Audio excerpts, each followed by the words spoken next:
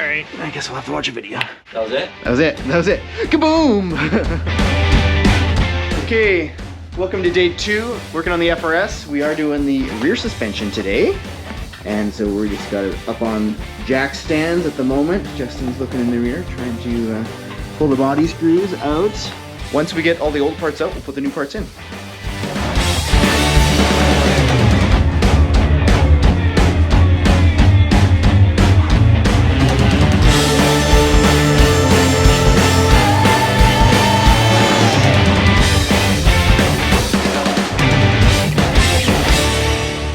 So taking a look under the car, we got the strut to be removed. I'm sure it bolts up underneath and inside the back of the car in the trunk. We're gonna take off the rotor again and the brake caliper and the bracket. And then we want the sway bars off. The sway bars look nice and easy to access on this car.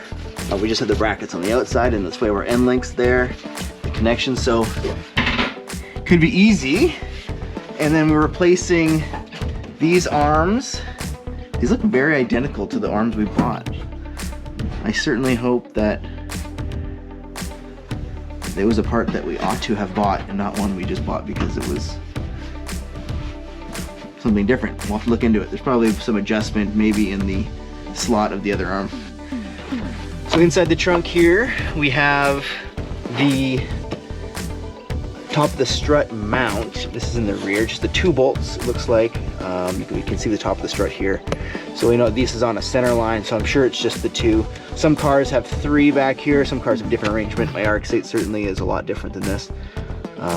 But this looks nice and easy, so we'll pop those off after getting maybe a few other parts off first. Yeah, so on this side we probably won't have to remove all of these like we had done just to check over here. We'll probably just take this foam pad off and I think we should be able to get access to the same bolts. Yeah, that's easy. Okay, great. Okay, pop out body screws. Body screws are always sensitive. Oh yeah, that was super easy. You were right, that wasn't bad at all. So easy to destroy body screws, and so it's always good to have a bunch of these on hand. Don't buy those from Lordco, they are ridiculously overpriced. Just get whatever you can off of Amazon. Get full packs for pretty cheap, 10, 20 bucks. Okay, just these 2 bolts then. So looking at removing this arm, we are going to have to take out all 4 of these bolts because we're replacing this arm altogether. I'm gonna start off with this small stuff because that's easier to get off when it's all stable. So we should remove the sway bar end link bolt here first. Possibly the other one on the inside, but that one could wait till the arm's out of the way. And then I'll do this one last because it can just kind of swing down anyways out of the way. And it doesn't need to be secured anywhere else to take off. So I would probably do this with the strut second because then it's, again, this whole thing is contained nicely, and then taking off the one to the knuckle third and the one at the end fourth. But we'll take the brake rotor, or the brake caliper and bracket rotor off first. Okay. We got a 14mm down here. I'm feeling pretty optimistic about getting this done pretty quick. Maybe I shouldn't feel that way, but I do. So you are doing the bottom instead of just top? I'm just doing the bottom now because I'm not going to take the top one off at all. Oh, right. Because we're just going to take the whole thing out together. Because once this weird thing where I would imagine it in the opposite direction, like the top off, and it stays attached to the control arm. But that works just the same. Oh yeah. No, that work. Yeah, you're right. That would be a way to do it too. When you get to the same. Yep.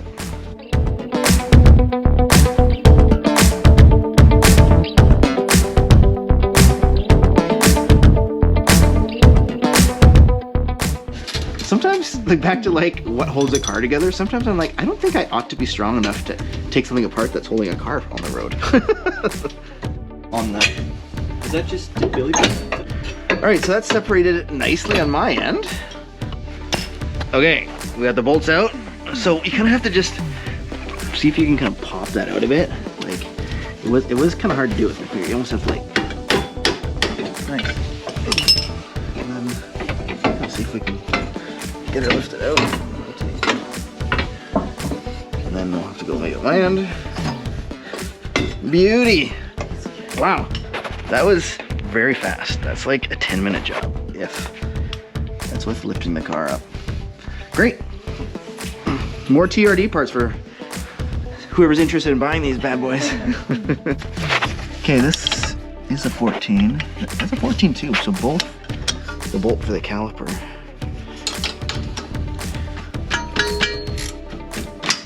And the bracket.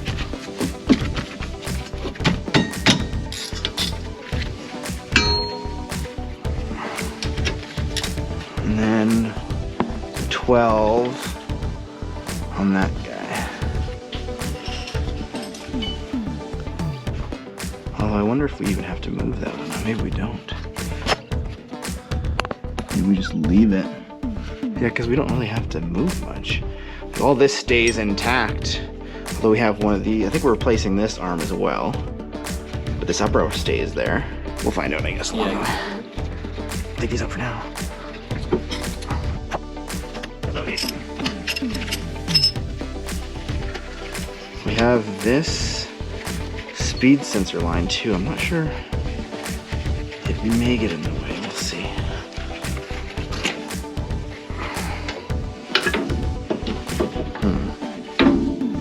Maybe what we do is just we kind of wrap it over top. Yeah.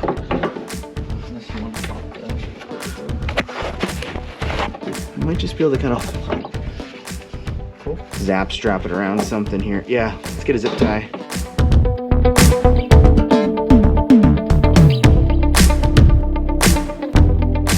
Okay, I think that's good. That's held there nicely. We can muck around with it. Nothing's gonna get damaged, so.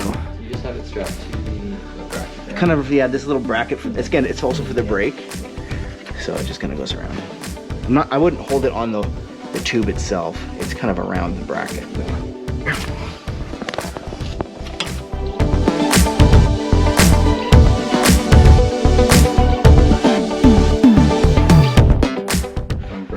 Wow, there's still a ton of life in those. Sometimes, like in my car, there's a secondary function in the caliper that interacts with the brake, and it clamps the same pads, but I'm not seeing that here. So does yours have like an internal drum set in here? Okay, this is the Fuller mallet. Okay, we're on the rear rotors again, and again they are nicely locked in place. They've been on the car since maybe it was brand new, so they get a bit of corrosion in here, so you just have to give it a bit of a whack to loosen it up. So we'll do that.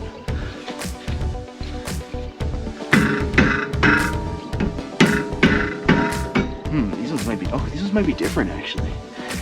We have something here, so we should check that. I wonder if yours do have like a internal, some of them have like a drum brake inside of this. Like my truck has that. That's for the e-brake, so maybe we should check. All right, I'm gonna pop this off. Let's see what we got here. Yeah, I think yours are that style, where there's actually drum brakes in this, or holding the rotor when you pull on the e-brake handle. That's what I think. Is your e-brake on right now? Yeah. Yeah, we'll have to take the e-brake off. Beauty. All right, now we should be able to take this off.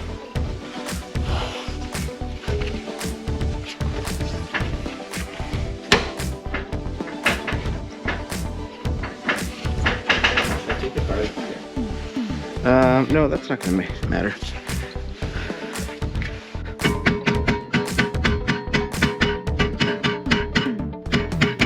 What was the point of the rubber sealing? Like I thought, was that not covering the bolts or something? You have to adjust these brakes, and so it probably gives you access to a little tab that's in here for setting the drum brake properly for e-brake function. Yeah, or it might be we might have to release something to get this off. Although no, it's because it's not. We can turn it, so we should be able to get it off. Another way of doing this is to use these two threaded holes and then push it off.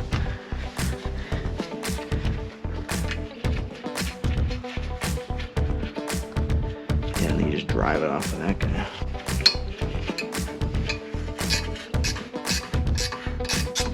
it's coming off.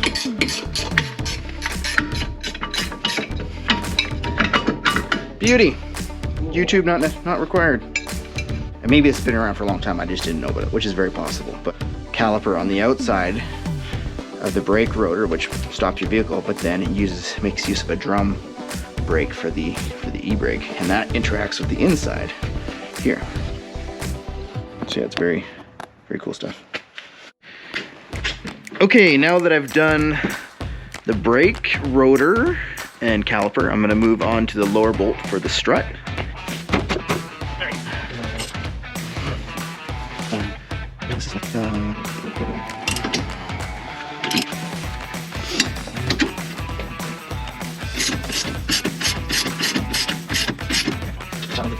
Yeah.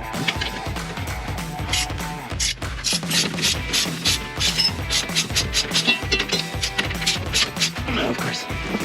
The bolt has to come all the way out this way, but like it's gonna run into. Should we put it the other way? We'll put it in the other way when we put it in, because it's gonna like run into this knuckle. Now I can't use the ratchet anymore. That's just the worst thing ever.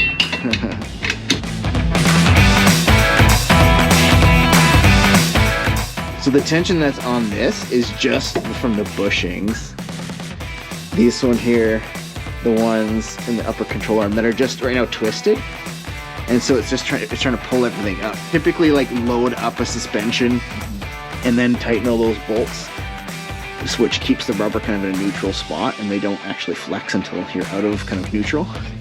So without any weight on this thing, yeah, we're out of neutral. This is why they're trying to pull itself back up. So what we could do, yeah, we'll take the last bolt off at this other end, and that'll stop this side from being pulled up, and that'll just make it easy. Move bolt, take off the cable this way. Yeah, just a natural flinch when you see things start to come down. Okay. Yeah, these are different than the new ones. The new ones have slots here.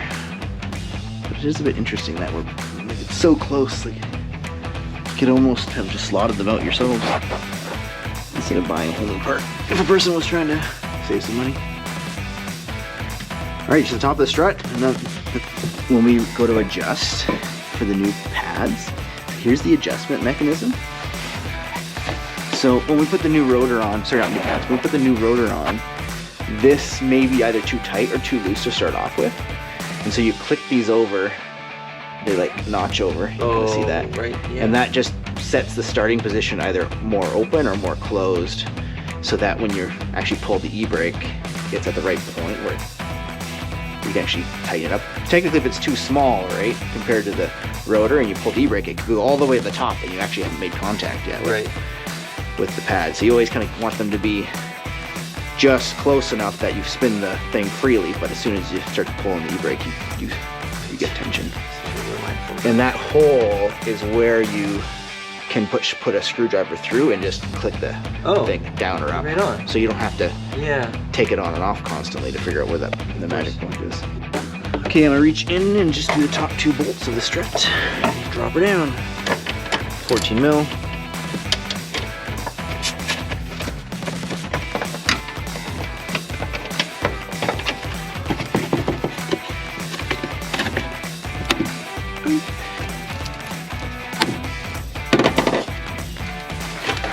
I'd take out one more of these foam things.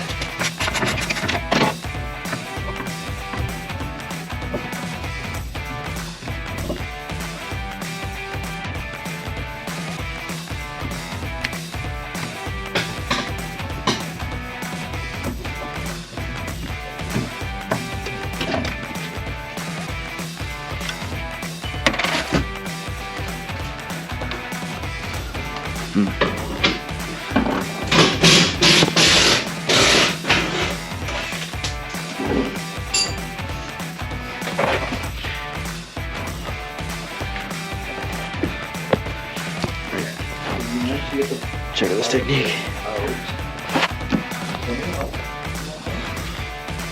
Yep. I was gonna see if I could do it solo, but it is a bit tricky. You know what? You could probably on your side undo these upper two bolts first, actually. Now that I'm thinking of it, Yeah. that might be smartest. Can you just hold that? Ready? All right, drop her. She's out!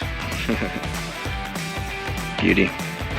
Yeah, we're just comparing the iBox springs and the TRD springs. We do believe the TRD springs are made by iBox. And we're just curious how close they are, or if they are completely different, I'm not sure. So we got some part numbers, 82105.002 and PTR0718130R. Curious to look those up after and see how similar they are. Okay, let's set this up. The strut, we're gonna just be pulling off the old springs, and we need the hat. The new springs are going on new struts, which are over here. Grab one of them. I think they're universal. I don't think they're left or right. Yes, I do believe that from the purchase. These are universal. So we'll set those aside. Mounts are up. I don't love holding onto the body, but try welding glove.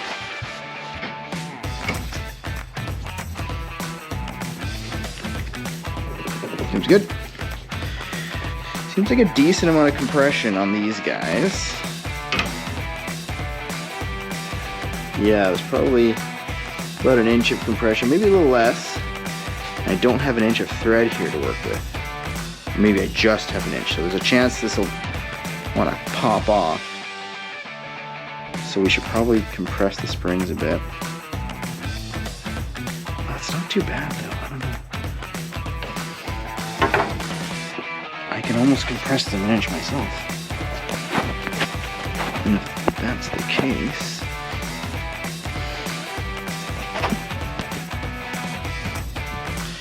okay, we tried to remove the top nut here just with the impact, but it is just spinning the whole body of the strut, or of the cylinder. So we're gonna have to get the Allen key and the wrench to get that off.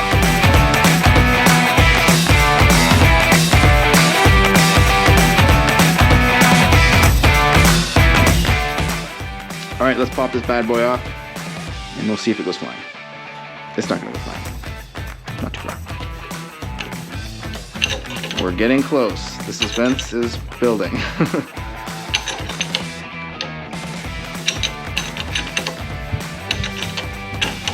Oh. That was it? That was it. That was it. Kaboom! Better that than something else. Yeah, exactly. Okay. Alright, she's pretty wedged in there. The whole thing's all together. Take the bolt off. This thing's not coming out easy. We'll have to figure out how to get that off. It's just sitting in the... Oh, it's just in the hat. In the hat, yeah. We probably don't need any of this stuff because we have all new parts. So we just need the hat. Made in Japan. I'm not sure if we need this guy. Oh, nice! Dude, strongest today. You're the strongest. Let's check out these bad boys. Curious to see the comparison now. This is like what looks like a welded version. Which I wouldn't have thought would be ideal. Comparing the two.